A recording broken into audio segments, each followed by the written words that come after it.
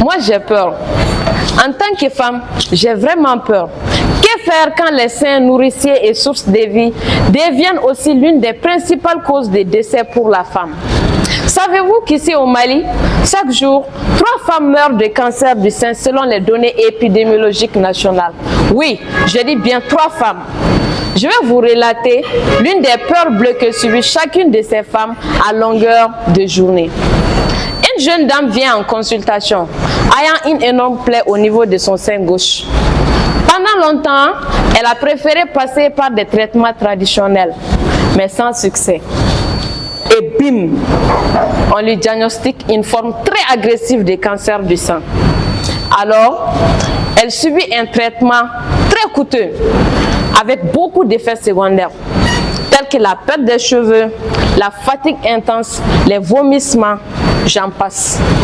Ce fut une véritable épreuve physique et psychologique pour cette dame qui a duré pendant plus d'1 année. Au terme de ce long parcours, son médecin lui annonce un beau jour que son traitement n'a pas fonctionné. Pourquoi? Parce que son cancer était résistant aux médicaments standards administrés. Quel choc! Imaginez-vous, après tant d'efforts, après tant de souffrances, il fallait tout recommencer avec de nouveaux médicaments.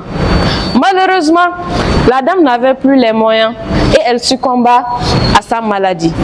Et si nous avions pu prédire cette résistance avant l'administration de ces médicaments? Revenons ici dans la salle. Qui est identique à l'autre? Personne. Même des enfants issus d'une même famille ne sont pas identiques. Notre corps, c'est comme une maison faite de briques appelées cellules, à l'intérieur desquelles se trouvent de longs filaments appelés ADN qui s'enroulent sous forme de petits bâtonnets qu'on va appeler les chromosomes.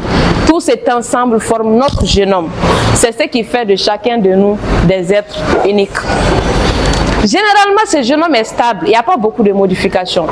Par contre, dans les cellules cancéreuses de cette dame, il y a énormément de variations et de normes et de structures au niveau de son génome, d'où les termes d'instabilité génomique. C'est là qu'intervient ma thèse pour pouvoir identifier ces variations afin de prédire d'éventuelles résistances et de guider le médecin vers des thérapies de choc, vers des thérapies ciblées pour pouvoir sauver la vie à d'autres femmes. Les seins, même si je n'en ai pas beaucoup, sachez qu'ils ne sont pas faits que pour la maternité. Demandez les hommes, ils vous diront pourquoi. Je vous remercie.